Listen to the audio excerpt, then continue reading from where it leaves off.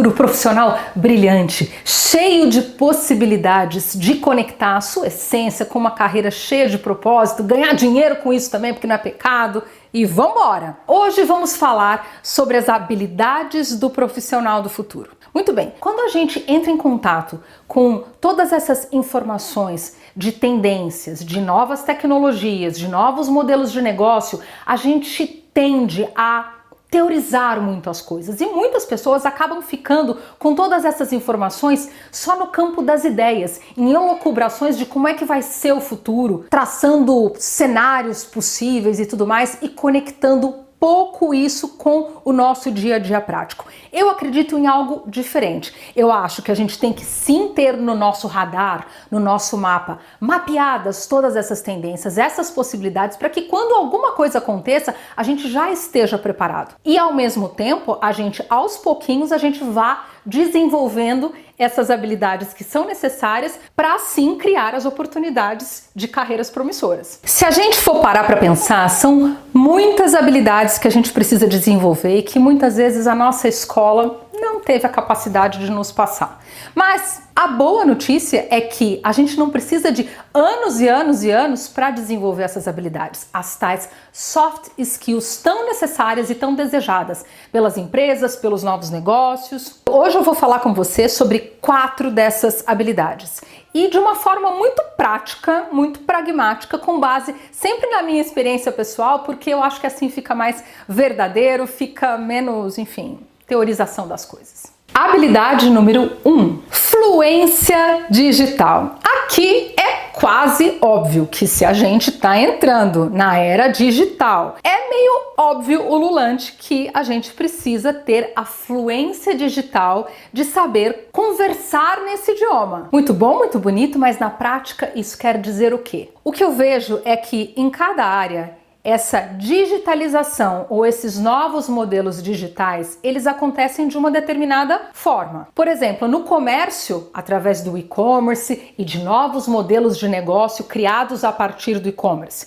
Na área de conteúdo, que é a área que eu trabalho, através de criação de infoprodutos, criação de ecossistemas inteiros ligados a conteúdo. Na área de esportes, tem lá os dados deles. O que você precisa é conhecer e aprender a trabalhar digitalmente com as ferramentas digitais, falando a linguagem digital da área que você trabalha ou que você quer trabalhar. Não adianta uma pessoa falar de transformação digital, que a gente precisa se renovar, que a gente precisa falar esse idioma e tal, e a pessoa não sabe mexer numa ferramentinha que é da área dela. Desde que começou a pandemia e eu decidi que eu iria trabalhar com infoprodutos, eu tive que aprender a mexer num monte de coisas que eu não tinha a menor ideia. Eu tive que aprender sobre o funcionamento não só das ferramentas, mas de todo o ecossistema deste tipo de negócio, através de programas, formas de pagamento, formas de geração de conteúdo que eu nem imaginava.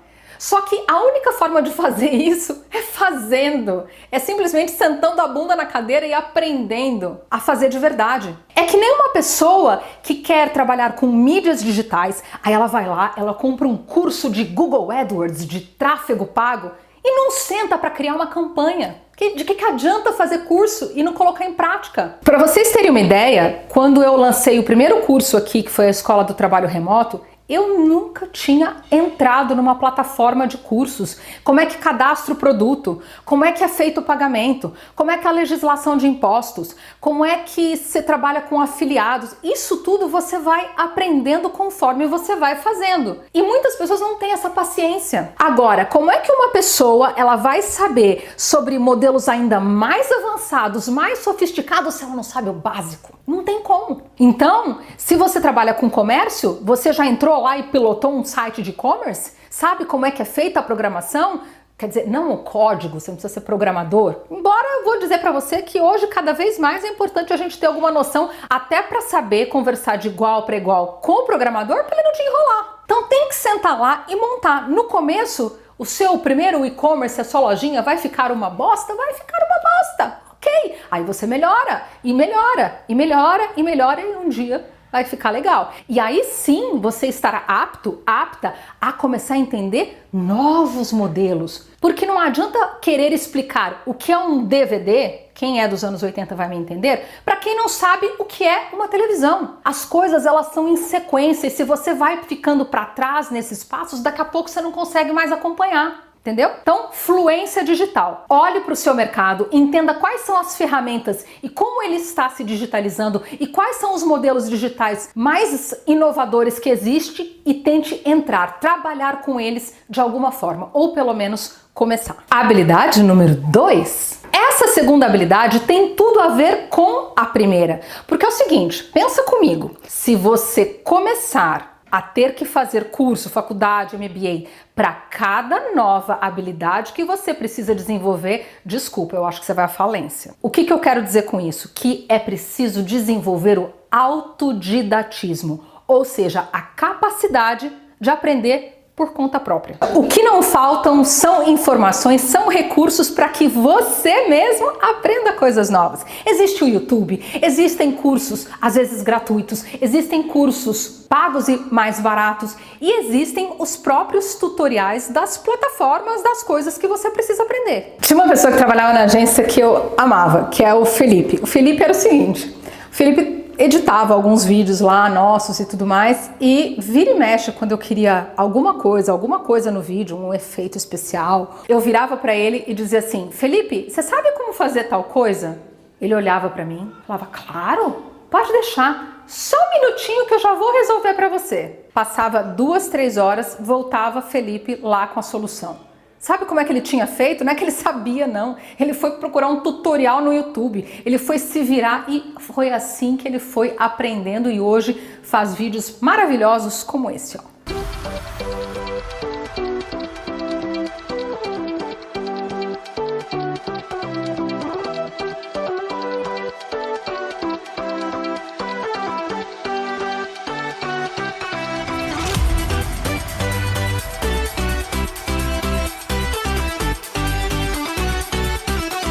Autodidatismo, hein? Quero ver, hein? Quero ver. Vamos falar sobre autonomia. Autonomia é a capacidade de um profissional ou de um grupo de profissionais, uma pequena equipe, tomar decisões de forma autônoma, ou seja, tomar decisões sozinhas, sabe? Fazer o se virol e fazer a coisa acontecer. Porque o que acontece? Em um mundo que anda cada vez mais rápido, se a gente esperar sempre ficar dependendo de que o chefe passe a ordem, de que o outro passe a ordem para lá, e a ordem vai descendo, até a ordem chegar lá embaixo na base da pirâmide, nem precisa mais fazer o negócio.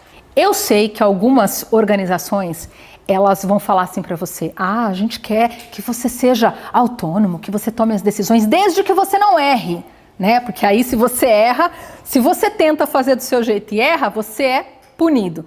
É por essas e outras que eu sou super a favor do empreendedorismo. Porque aí, se você errar, é você que arca com as consequências do seu próprio erro. É muito importante nas organizações que a gente desenvolva a segurança psicológica, porque não adianta falar para o funcionário ou para o colaborador, nossa, não, eu quero que você tenha autonomia, eu quero que você tome suas decisões por conta própria, e na hora que dá alguma coisa errada, a pessoa é punida por isso. Só para finalizar esse tópico, se tem uma coisa que não vai ter espaço no mercado de trabalho do futuro, é para gente que não sabe tomar decisão. Para pessoas que não sabem ponderar, analisar os dados que elas possuem naquele momento para melhor tomada de decisão com o que existe disponível. A autonomia tem tudo a ver com tolerância ao erro. Organizações que não têm tolerância ao erro e não apoiam com segurança psicológica seus colaboradores estão fadadas a ficarem lá no passado. Porque cada vez mais as pessoas talentosas, inteligentes, elas vão querer trabalhar com autonomia. Elas vão querer trabalhar colocando todos os seus talentos, colocando todas as suas capacidades, inclusive as de tomada de decisão, a favor de um negócio. Agora, se esse negócio só pune, quem gosta de trabalhar com colaboradores que são vaquinhas de presépio vão ter cada vez mais dificuldade para contratar sua equipe. Essa aqui é a Ceci, ó. Ceci veio falar oi pra vocês, né? Habilidade número 3, criatividade.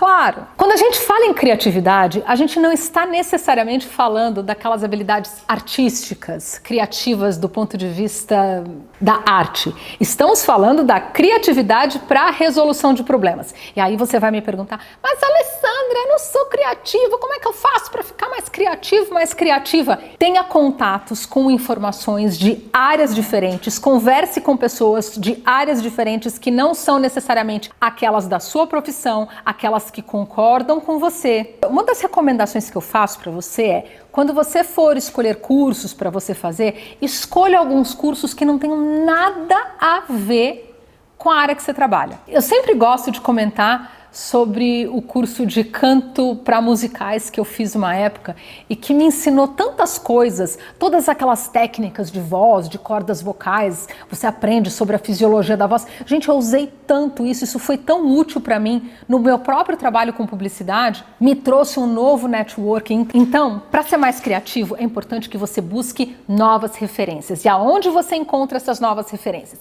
Sim, em filmes, na internet, lendo livros, conversando com pessoas que são de outras áreas, visitando lugares, claro, apesar que agora tá meio difícil de viajar, se abastecendo, se alimentando de novos conhecimentos, de novas experiências que juntas, quando misturadas na panela com aquilo que você já sabe, vão te gerar novas ideias. Vamos voltar aqui pro escritório, senão fica aquele barulhão. Finalmente, a habilidade número 4. A resiliência, ou como eu gosto de dizer, a resiliência sem sofrência. Resiliência, essa habilidade de se adaptar a situações novas, que todo mundo fala, é muito bonito, mas na prática é difícil de praticar, né? A gente sofre quando tem que mudar. Quase um hit sertanejo. Tá, mas como é que faz para ter essa tal resiliência aí? Então, seguinte, vem comigo. Basicamente, o que você precisa fazer é, toda vez que der uma merda, que der ruim, que alguma coisa sair errada na sua empresa, no seu negócio, no seu trabalho, ao invés de ficar se martirizando pelos erros que você cometeu, sim, cometeremos erros. Eu cometo todos os dias. É preciso a gente exercitar, olhar o lado bom do negócio. Falar, deu essa merda, foi errado tal coisa para o cliente? Beleza, onde erramos? Né? Não adianta também fingir que nada aconteceu e não aprender com isso, né? E errar de novo. Então, onde erramos? Poderíamos ter checado tal coisa, poderíamos ter feito tal coisa, poderíamos. Vamos começar a implantar isto da próxima vez? E aí não é ficar procurando culpado, porque não leva a nada, mas é entender como transformar esses obstáculos, essas coisas ruins que acontecem em oportunidades de negócio. Tem sempre um caso que eu gosto de contar, que é o da minha demissão, né? Quando eu fui demitida da última empresa que eu trabalhei em CLT. Eu tinha me dedicado super, eu tinha feito o meu melhor. Eu cometi erros na empresa? Cometi. E eu estava naquela situação, sem trabalho, e logo eu descobri que eu estava grávida do meu segundo filho, o Pedro. Falei, gente, momento perfeito para empreender, porque ninguém vai me contratar grávida. E foi nesse cenário, com muito pouco dinheiro, na sala de TV da minha casa, que eu comecei a Agência Vitamina. É uma chavinha, sabe, que você tem que virar na cabeça, que deu ruim, beleza, sofre um pouquinho, faz o seu luto lá, mas na sequência fala, poxa, bacana, o que eu posso aprender com isso e o que eu vou tirar de vantagem desta situação? E aí desvia a rota e segue o jogo, Também com o tempo a gente vai desenvolvendo uma casca à frustração, porque se a gente não tiver essa resistência de entender que as coisas não são do jeitinho que você quer, não vai dar certo. Nada vai dar certo na sua vida. E isso só acontece como, gente, é clichê, mas é tão clichê, mas é tão verdade. O que eu vou fazer? Você só consegue adquirir essa casca errando. Eu poderia ficar o dia inteiro aqui com vocês só fazendo listas e listas e listas dos erros que eu cometi na minha empresa e tudo mais, e coisas que a gente foi transformando em oportunidades. Se você quiser que eu conte esses causos, você comenta aqui embaixo que eu vou entender que você quer que a gente se aprofunde nessas histórias, tá bom? E aproveita, já se inscreve aqui nesse canal, porque, poxa vida, estou aqui de segunda a sexta-feira, poxa, vamos ser mais amigo aí. Se inscreva aqui no canal e de quebra compartilhe com quem precisa. Já? É isso aí, recapitulando rapidinho, fluência digital, autodidatismo, autonomia e resiliência sem sofrência. Habilidades para você, o profissional do futuro, profissional foda que vai arrasar nesses próximos anos aí, nesse bendito desse futuro do trabalho, tá bom? É isso aí, pessoal. Muito obrigada por assistir. Te vejo aqui na segunda-feira com um vídeo novo, com tendências, com coisas novas, mas é surpresa, tá bom? É isso aí. Um beijo e até segunda.